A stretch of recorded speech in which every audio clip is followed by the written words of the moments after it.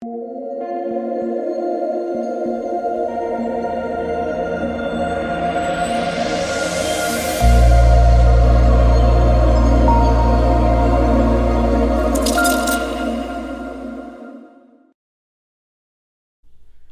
what is going on, guys? DK. Back at you with another video here to bring the 7-game NBA main slate on Saturday. Before I get into the video, if you guys are new to the channel, welcome. My name is DK. I make daily videos and live stream for NBA and NFL slates on Draftkings. If you guys are unable to watch these YouTube videos, I also upload on Apple Podcasts. Link down below. It's called the DK DFS Show. And again, if you guys play NFL DFS, make sure to check out my final look video breaking down the Week 12 NFL main slate. And I want to thank the sponsor of the video, Thrive Fantasy. Thrive Fantasy is a player prop site where you can build out a lineup, right? So you're competing in tournaments here. You pick 10 of 20 entries. The less probable the prop is to occur, the more points you receive if you choose correctly. Athletes must play to qualify. So, they have 20 player props posted for tomorrow. And again, you pick 10 of these. The ones that are more likely to occur, you get less points. So, like, if you go to, say the over on Kristaps Porzingis, 23.5 points, it's less likely to occur. But if it does hit, you get more points. So that is the idea. It's fun. It's a nice change of pace. And, pretty nice payouts, too. First place, $500. This is just in the $20 tournament that they have up here. But if you guys want to try out Thrive, make sure to sign up and use my code DKDFS. It is DKDFS, all one word, and you will get a 100% match up to $100. So you deposit using my code $100. That's a free $100 to play with on the site. And finally, I want to thank you guys again for all of your support. Really do appreciate all you guys. Again, if you do enjoy, make sure to hit the like button, subscribe, and hit the notification bell. Okay, guys, so I got story time for you, and I am in, as I am almost every single slate, you guys know this, so much pain. So let me, before I tell you guys this, I have stacked Denver probably the last 3 or 4 times without Jokic. And the thing is, we've gotten Jokic news after lock almost every single time. So I get them all at low ownership, and they've just failed every time. Last slate I get them blowout. So I'm thinking about, okay, we get the Jokic news. I'm like, all right, I know the correct play here is to go back to Denver. I can't have recency bias. I know they've burned me multiple times recently, right? I've been playing Barton so many times with Jokic out. He continues to burn me. I've played Aaron Gordon a ton. They just don't get there. So I'm like, I know the correct play is to go back. But my recency bias, I was debating 3v3 here. So the 3v3 was Will Barton, Aaron Gordon, and DeJounte Murray. Will Barton, Aaron Gordon, DeJounte Murray. You guys know how they did, right? Denver kept it close. Barton, Gordon, absolute smash. DeJounte Murray, the highest scorer of the slate. I didn't go to that route, right? I went the other one. I played a 1% Al Horford. A 1% Al Horford who didn't close. They closed the game base with Enes Kanter. I knew it was the wrong decision, too.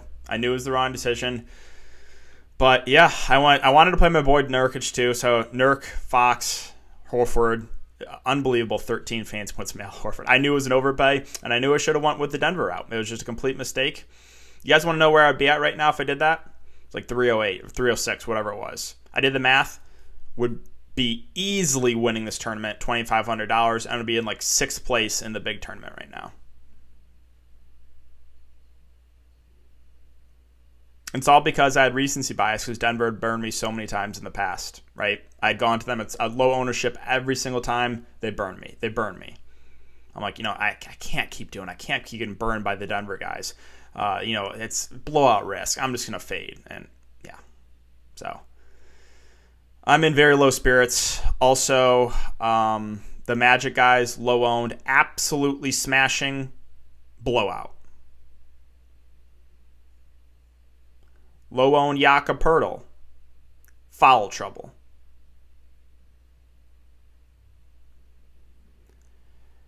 Wendell Carter Jr. would have gone for 60-plus if the game stays close. Suggs, Wagner, on pace for 40-plus. Suggs, extremely low-owned. Wagner, relatively low-owned. Poeltl, foul trouble. And then, again, to top it all off, the other 3v3 that I was debating on, I didn't end up going with because of recency bias. I would be winning like $5,000 right now in the big tournament plus the single entry 2,500. So,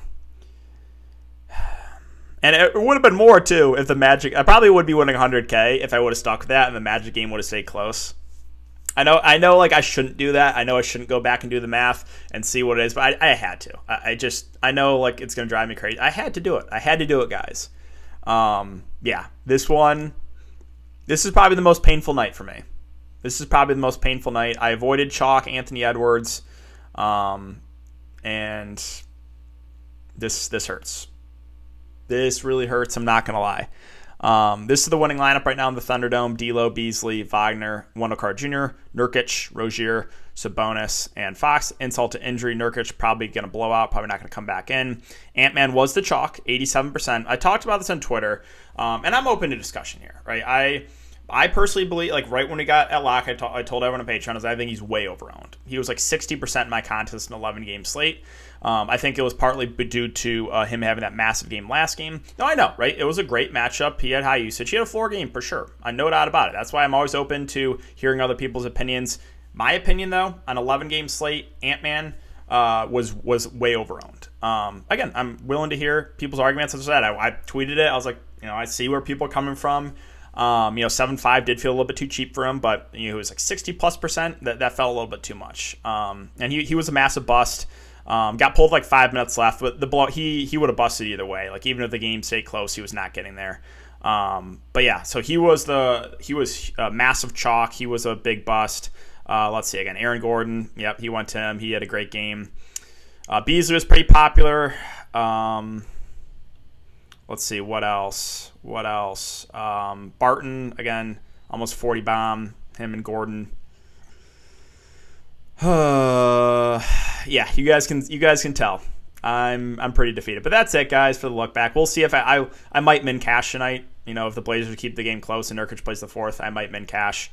But yeah, what could have been? What could have been if I stuck to my guns? I didn't get caught with recency bias because the Denver guys have burned me so many times. So okay, I'm gonna try to get more energy here. But yeah, I'm struggling. I am really struggling right now. So let's talk about the 7-game slate. Knicks and the Hawks. I know like this one's gonna hurt for the next few days, but the positive with NBA DFS, there's always another slate. So I'm gonna get over it, but this one might take a couple days for me to get over. It might take a few days. It's it really hurts.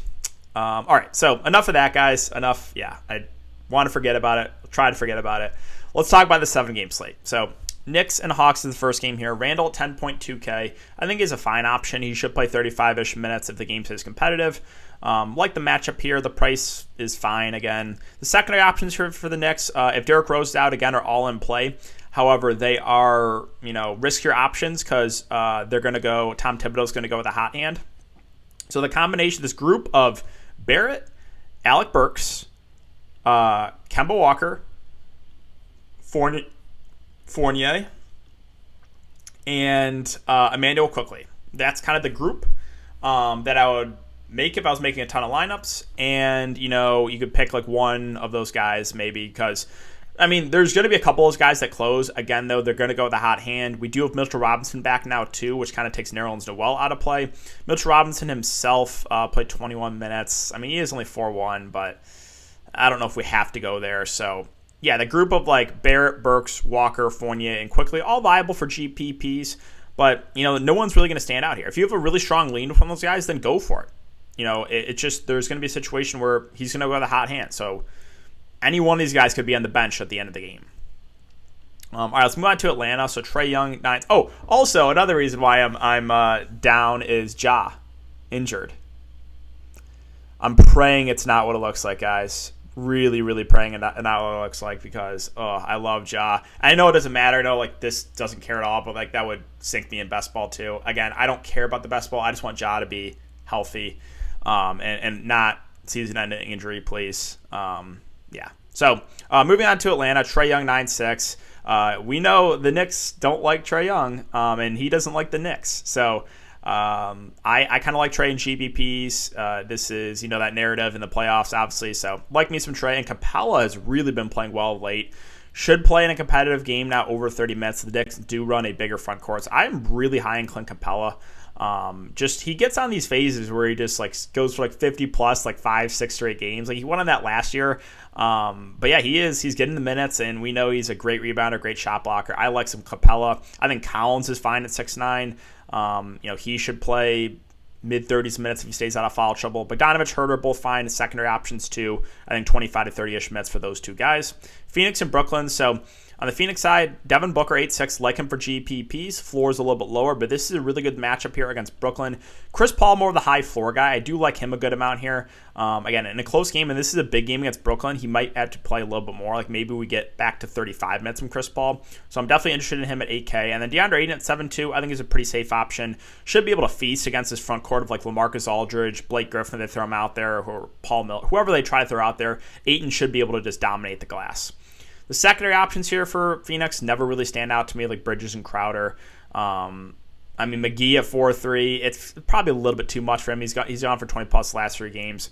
Like, yeah, Crowder's 4K. He probably plays mid-20s minutes. Might get you 15 to 20 fancy points, but there's not much else here that stands out for Phoenix. Moving on to Brooklyn. Harden, Durant, they're a little bit too overpriced still.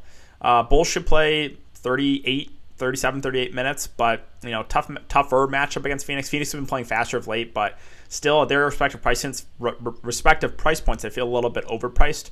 LaMarcus Aldridge at 5.6, assuming he starts again, I do like.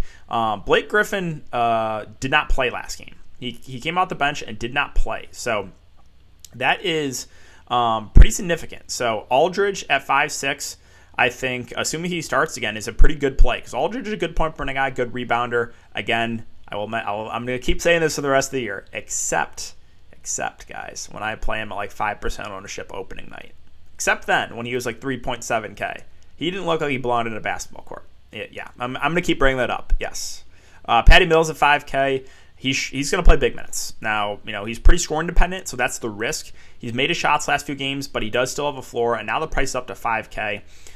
Bruce Brown looks like he'll be coming back, which kind of takes the other value out of play for me on Brooklyn. And if Bruce Brown starts, I think he's a decent play. Like guys like Bembry, James Johnson probably become out of play for me. So yeah, that's really it for Brooklyn. Let's move on to Miami and Chicago. Nothing that really stands out for me on the Miami side. Again, when fully healthy, these guys are all priced about right with Jimmy, Bam, Lowry, Hero. Bam's really been struggling of late. These guys have upside. Like, would I be surprised if one of the Miami guys is in the winning lineup tomorrow? No. But there's no one that really stands out. They're all secondary plays. Tucker, I don't really want to play PJ Tucker on a 7-game slate. Duncan Robinson's priced up. It's just, there's not much here I love in Miami. Kind of the same thing for Chicago. Really bad matchup. A lot of these guys priced up from when Vooch is out. Vooch is now back. This game as a whole is just no one that really stands out. Now we get Orlando and Cleveland. Oh, I'm still tilted about this. Carter, 50% owned, blowout. Suggs, super low owned, blowout. Franz Wagner was like 20% or so, blowout.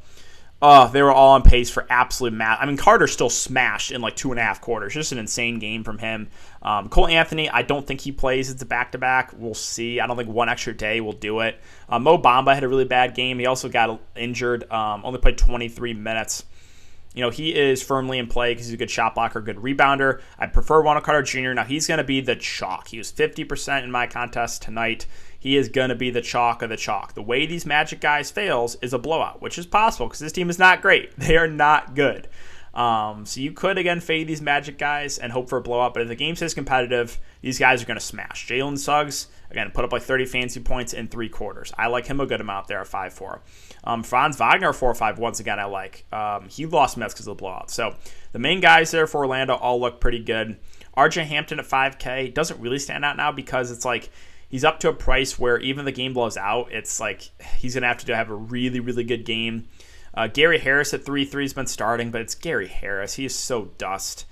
Terence Ross at 3.6 has really been struggling of late, but we know this guy does have upside. I do think there's been just all these blowouts. I think Ross probably plays 25 to 30 minutes if the game stays close. So if you want to go to him as a low-owned GBP play, I don't hate that. Moving on to Cleveland. So it looks like Evan Mobley might be back. We'll have to monitor that for sure. Either way, I like Jared Allen at 7.4. I think he probably plays mid-30s minutes.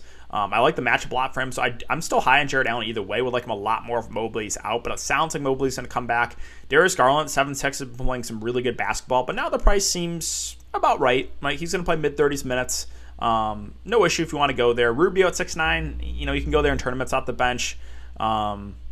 Markin, I think, is a relatively safe play at 5'6". He should play big minutes. I like him for cash games. Mobley, I don't think he'll just come back and play like massive minutes. We'll have to keep an eye on it. If he is inserted in the starting lineup and there's no limitations, then I'm fine playing him. But I'm probably thinking he's going to be somewhat limited for Cleveland. All right, let's move on to Charlotte and Houston. So this game looks pretty appealing here. Two teams that play fast, two teams that don't play a whole lot of defense. LaMelo Ball, 10-4, is on pace for a pretty nice game, and the game was a massive blowout. Love the spot here for LaMelo, so I do like him. Only thing you have to worry about is Houston is awful, so there's potential this game blows out. Bridges, Rozier, Hayward, all secondary options for me. No one that stands out in a big way. Mason Plumlee was out. I don't expect him to play tomorrow. So if he is out, I think PJ Washington starts the 5. If Washington starts the 5, he's a decent value. The only thing you have to worry about is potential foul trouble with PJ Washington. Kelly Oubre had a ceiling game tonight. Went for 33 fantasy points, 27 real-life points, and 1 rebound. That was it. But yeah, Oubre is a guy that does have that ceiling. So I'm always intrigued by him for GPPs. I don't know if I get to anyone else. Like McDaniels did have a pretty big game, but that was kind of in garbage time. Cody Martin at 4-2. He's in play too. He's been getting some pretty solid minutes. So yeah, there's a decent amount to like in this Charlotte-Houston game. Moving on to Houston. So Christian Wood, again, if they can keep this game competitive, I like this price on him a good amount.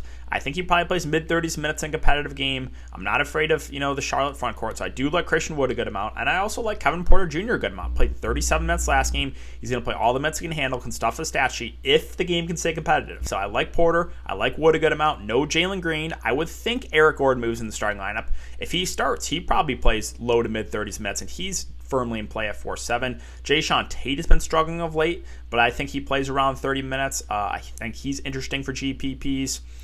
Tice and Sengun are viable. Sengun's been really productive when given run. The issue right now is just the lack of minutes. Daniel Tice at 3-6 feels a little bit too cheap for a guy that probably starts and plays mid-20s minutes. We'll see. He did get a DNP against the Bulls, but yeah, monitor the starting lineup, but there's a chance he starts in this game. We'll just monitor it. Daniel House at 3-5 got in the rotation, but I don't know if I can go there. So let's finish it up with the last couple games here. Washington and Dallas. So it sounds like Spencer Dinwiddie's not going to play in this one. Bradley Beal at the top at 9-1. I do like without Dinwiddie. Gets a pretty big usage bump. So like him here at this price point. Don't mind the matchup. As far as the centers go with Harrell and Gafford, they're always in play. Gafford, I think someone told me he had 8 blocks tonight. Yeah, he had 8 blocks. 8 blocks for Daniel Gafford. He does have that ceiling, so at 4.1K, he's always in play for GPPs. Harrell at 6-3 will be productive, but a little bit hard to prioritize him at that price point.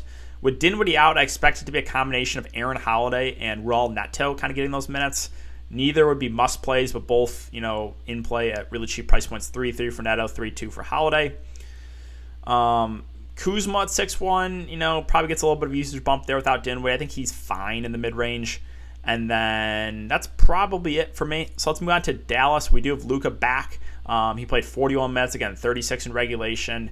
I don't think he'll be super popular. It's a little bit hard to prioritize him on this slate. But if you're comfortable with enough value plays, I'm fine spending up for Luka. Porzingis has played really well, but he feels priced about right at 8-7. Brunson, questionable, but he practiced, so I think he'll be good to go. So